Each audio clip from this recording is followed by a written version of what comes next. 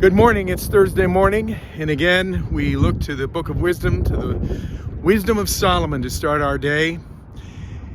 And as I was reading the proverb that I want to share with you about this morning, I thought of my father. My father was not a man of many words. I don't remember a lot of what he said, but there was one thing that he said over and over again that has wormed its way into my mind. He'd be working on a project with me or with someone else, and I or someone else would mess up, and he would always say this: if you want anything done right, you have to do it yourself. He had seen too many projects fail because it wasn't done right, and so that's what he said over and over again, and that has become part of my mindset. When I'm doing something or something needs to be done, I tend to think that I'm the one who can do it the best if I have the skills and the know-how. And so I tend not to seek help. The proverb is from chapter 15, and it reads like this: without counsel, plans fail, but with many advisors, they succeed. When you are faced with a decision, a choice, a situation in your life,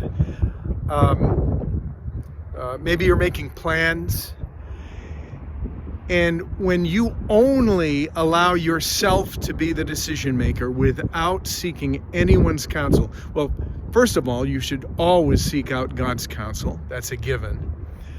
But when you decide to do it on your own, to do it yourself because you're the only one who can do it right, then your plans are likely to fail, according to this proverb. But with many advisors, they succeed. We've just celebrated President's Day, and I've been reading a book on President Lincoln called Lincoln on Leadership, where the author gives several ways that Lincoln carried out his presidency, principles of leadership. And one of them was that he often sought out the public. If he had a meeting, an important meeting, he would generally not expect the person to come to the White House. He would go to them. He would also seek out the public. Historians tell us that if you desired a meeting with the president, President Lincoln, you would likely get it if he could possibly fit it in. He called his meetings with the public his public opinion baths, because he preferred to immerse himself in the opinions of others, in many advisors, because he felt like he would make better decisions by having his finger on the pulse of what other people were thinking rather than reading it in the newspapers. That's a good quality. And I have to say that that's not my nature, because of that proverb that I've grown up with. If you want anything done right, you've got to do it yourself. That's a plan for failure. There's another proverb that's kind of a companion to this that I'll share from Proverbs chapter 19.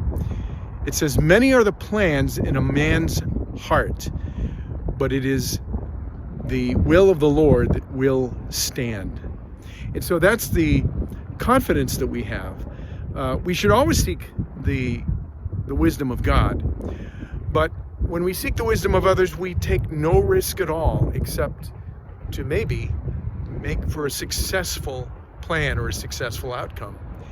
And even if the advice we get is bad, it is God's plan. It is God's plan, God's will, that will stand.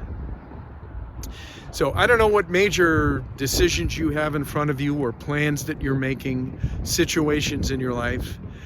But in this respect, don't be like me. Don't take it only upon yourself to make a decision, to make a plan, because it's likely to fail. But seek out those in your life who are wise and whom you trust. They're wise because either of godly wisdom or the wisdom of experience and years. Seek them out, ask for their opinion, and your plans will succeed. God bless your Thursday.